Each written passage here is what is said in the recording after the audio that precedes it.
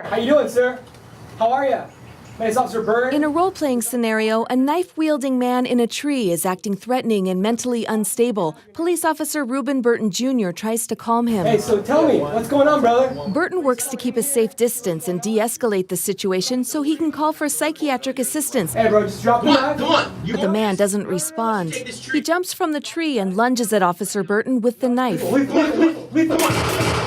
Burton's partner shoots the man, who falls to the ground. Suspect is down. Fortunately, on this day, there's no bullet wound. Nobody dies. If you think it's appropriate, request the PERT unit. Burton and dozens of other newly graduated San Diego police officers are training. Are we going to tase him out of the tree? No. Okay. Are we going to beanbag him out of the tree? No. For interactions with people suffering from a mental crisis. Across the county, that number is staggering. Since 2009, San Diego County law enforcement, these calls coming into dispatch of a psychiatric nature have increased 92%.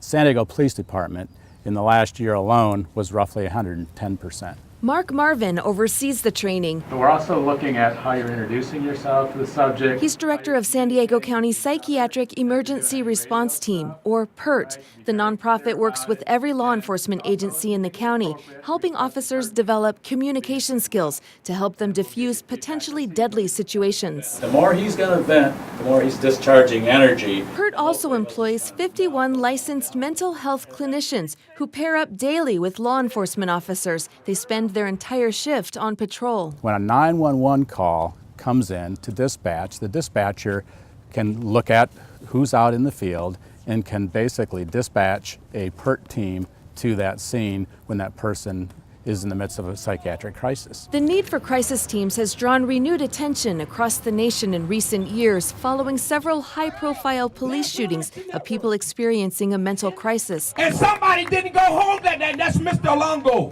Nationwide, a quarter of all people shot by police were impacted by mental illness. In San Diego County, 62 fatal police shootings have occurred since 2010. We are on the sideline in a lot of these scenarios, hoping for an opportunity to be able to engage that person.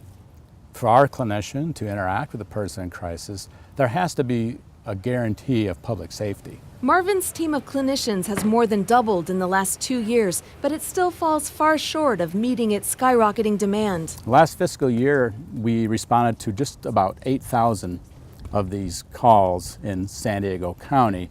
Meanwhile, recognize that's about 1/4 of all these calls coming into dispatch because we're not 24/7. Say his name! Alfred Longo! Say his name! Alfred Longo! One missed call was for Alfredo Longo in El Cajon.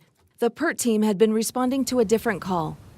Unfortunately, I know some people almost believe that it's as if we come in from the sky wearing capes, and it doesn't work that way, you know. And maybe in some of the movies, you know, there's always a great outcome and the piano music is playing in the background. I wish that were the case. PERT clinicians are assigned to the most needed areas, including the San Diego Police Department's Central Division in and around downtown. It's where hundreds of homeless people live on the streets. But also the other tragedy is there are so many people who are homeless living with severe mental illness.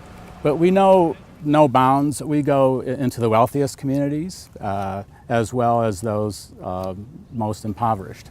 You started getting some clients from me? PERT hired an additional 10 clinicians since last year and trained more than 1,000 officers and deputies in its 1 to 3 day academies. It's trust. It's building a collaborative relationship and realizing, unfortunately, with mental illness, we're in this for the long term. Susan Murphy, KPBS News.